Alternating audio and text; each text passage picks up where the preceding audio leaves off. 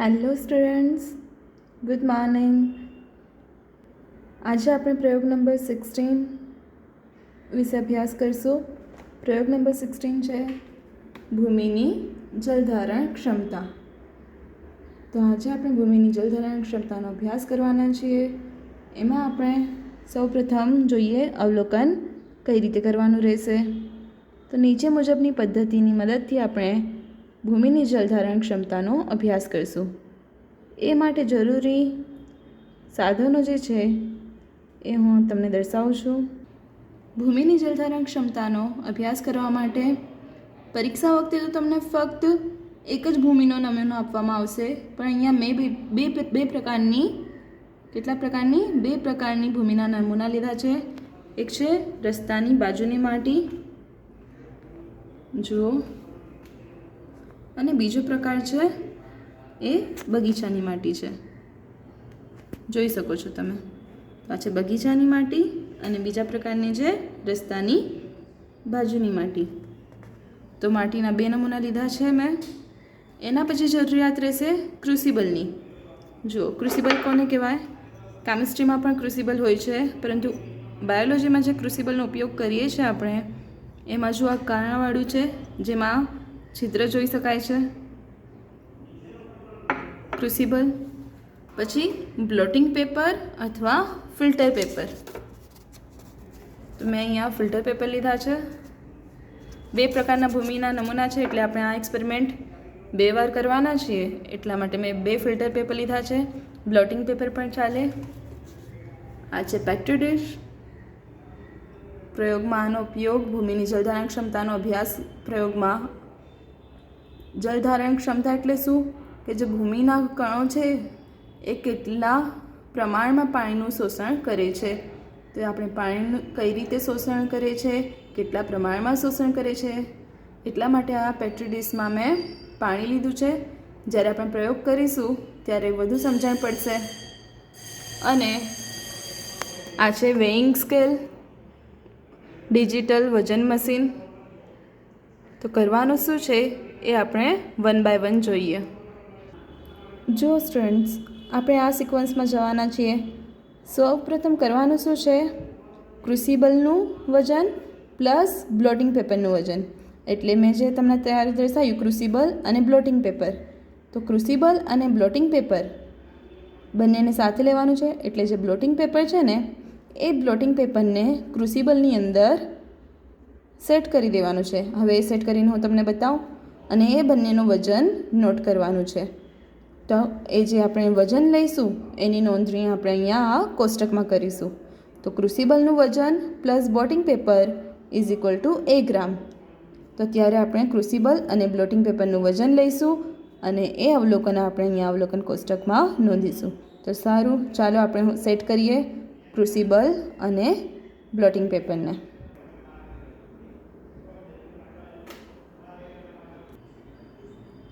જો સ્ટુડન્ટ્સ, તમે અહીંયા જોઈ શકો છો, મેં આ જે ફિલ્ટર પેપર છે, અથવા જેના બદલે તમે બ્લોટિંગ પેપરનો પણ ઉપયોગ કરી શકો છો, તો આ બ્લોટિંગ પેપરને મેં ક્રુસિબલની અંદર આવી રીતે સેટ કરી દીધું છે. પ્રથમ સ્ટેપ શું છે? ક્રુસિબલ પ્લસ બ્લોટિંગ પેપરનું વજન. તો વજન કાંટા ઉપર ઓન કરીને 0 સેટ કરી દીધું છે. હવે આપણે આનું વજન લઈશું. કેટલું વજન આવે છે? ક્રુસિબલ પ્લસ બ્લોટિંગ પેપરનું વજન આવ્યું 42.84. તો હવે આપણે અહીંયા નોટ ડાઉન કરીએ.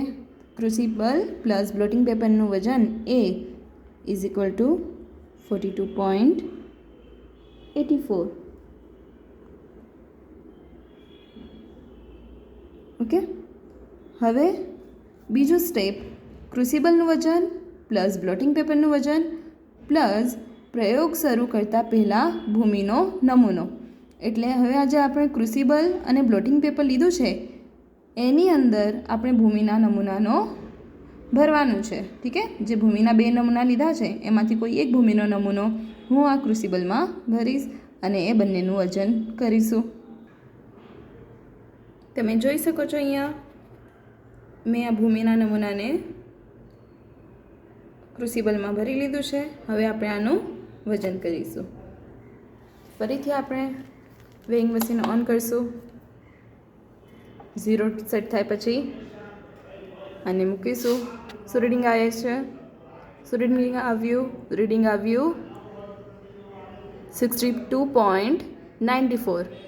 તો આ રીડિંગ હવે આપણે અવલોકન કોષ્ટકમાં લખીશું.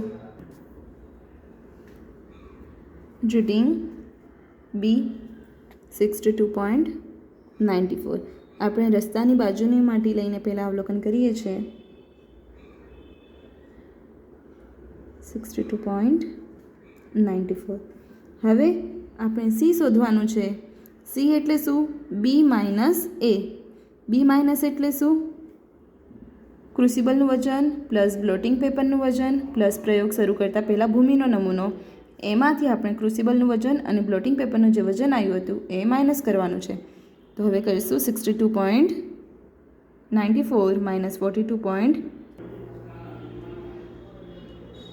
આ બંનેનું માઇનસ કરતાં આપણને રીડિંગ મળે છે 20.10 ગ્રામ. હવે નેક્સ્ટ સ્ટેપ શું છે? આપણને સી મળી ગયું. સૂકી ભૂમિના નમૂનાનું વજન બી માઇનસ એ એટલે સી ગ્રામ.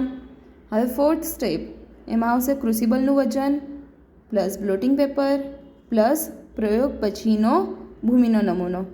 એટલે હવે આપણે પ્રયોગ કરીશું. પ્રયોગમાં કરવાનું શું છે? આપણે આ જે ક્રુસિબલ તૈયાર કર્યું છે એને પાણીથી ભરેલી પેટ્રી ડીશમાં મૂકવાનું છે. વેઇટ, હું તમને દેખાડું. જુઓ, આ ક્રુસિબલને જ્યારે પાણીથી ભરેલ પેટ્રી ડીશમાં મૂકવામાં આવે છે ત્યારે જુઓ પાણી શોષાય છે. તો પાણી શોષાઈ ગયું.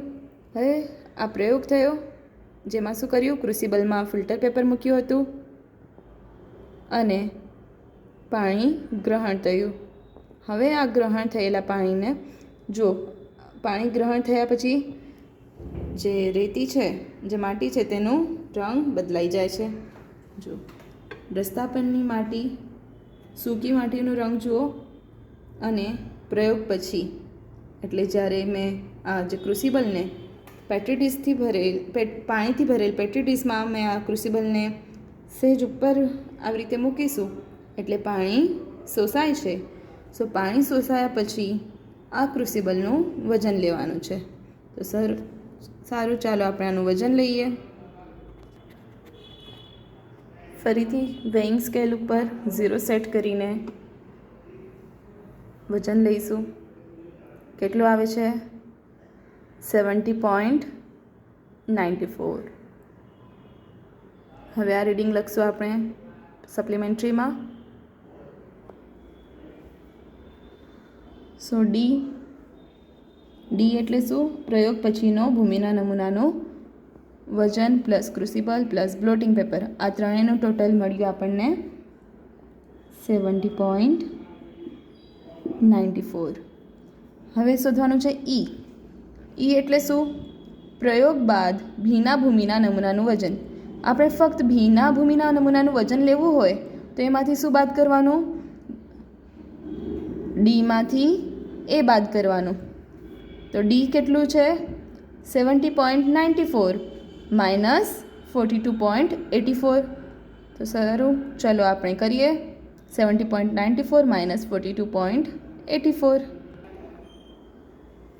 ઓકે, આ માઇનસ કરતાં રીડિંગ મળશે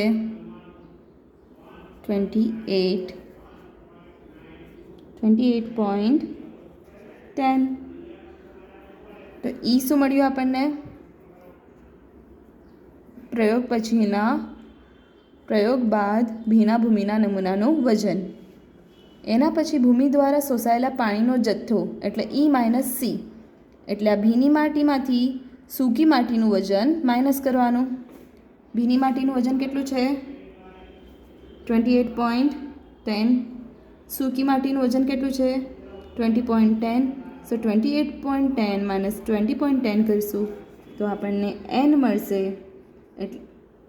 એટલે શોષાયેલ પાણીનું વજન 8 ગ્રામ. ભૂમિ દ્વારા શોષાયેલ પાણીનો જથ્થો એટલે 8 ગ્રામ. ઓકે, હવે આની ટકાવારી કરશું. ટકાવારી કઈ રીતે કરવાની? n/c × 100. n કેટલું મળ્યું? 8 ગ્રામ. c કેટલું છે? 20.10. અને એપ્રોક્સિમેટલી આપણે 20 પણ લઈ શકીએ. ઇન્ટુ 100. 0 0 કટ. 2 ચોક 8. 4 × 10 સો ઇઝ ઇક્વલ ટુ 40%. તો રસ્તાની બાજુની માટી જે છે, રસ્તાની બાજુની માટીની જલધારણ ક્ષમતા આપણને મળી 40%. તમે જોઈ શકો છો કે જે રસ્તાની બાજુની માટીના જે અવલોકનો આપણે નોંધ્યા છે, જે 40% મળ્યું છે, એ જ મેથડથી, એ જ પદ્ધતિ વડે મેં બગીચાની માટી લઈને જે પ્રયોગો કર્યા છે એનું રિઝલ્ટ અહીંયા દર્શાવ્યું છે. અને એ પરથી મને રીડિંગ મળ્યા છે કે જે બગીચાની માટી છે તેની જલધારણ ક્ષમતા કેટલી છે? 65%. તો એના પરથી તમારા રિઝલ્ટ પરથી તમે રીડિંગ લખશો કે જે રસ્તાની બાજુની માટી છે તેની જલધારણ ક્ષમતા બગીચાની માટીની જલધારણ ક્ષમતા કરતાં ઓછી છે. કારણ કે રસ્તાની બાજુની માટીની જે ગોઠવણી છે, તેના ભૂમિના કણોની ગોઠવણી છે, તેની વચ્ચે છિદ્ર સ્થાન મોટા હોવાથી તેમાંથી પાણી પસાર થઈ જાય છે અને શોષણ ઓછું થાય છે. અને એનાથી વિરુદ્ધ બગીચાની ભૂમિની જલધારણ ક્ષમતા વધુ હોય છે, કેમ કે તેમની શોષણ ક્ષમતા, જલધારણ ક્ષમતા વધારે હોય છે, એટલે પાણી વધુ શોષાય છે અને તેમાં પાણી ટકી રહે છે. તો આ પ્રયોગ અહીંયા પૂર્ણ થાય છે. આમાં જે પણ ડાઉટ હોય તે તમે પૂછી શકો છો. અને આ ચેનલને વધુથી વધુ લાઈક, શેર અને સબસ્ક્રાઈબ કરો, એટલે આગળ તમને વધુ પ્રમાણમાં જે જુદા જુદા પ્રયોગો છે, જેમ કે પ્રયોગ નંબર 11 છે, 15 છે, એ બધા પ્રયોગો વિશે તમને અપડેટ મળતી રહેશે. તો અહીં સુધી રાખીએ. નેક્સ્ટ વિડીયોમાં હું નેક્સ્ટ એક્સપેરિમેન્ટ, નેક્સ્ટ પ્રયોગ શેર કરીશ.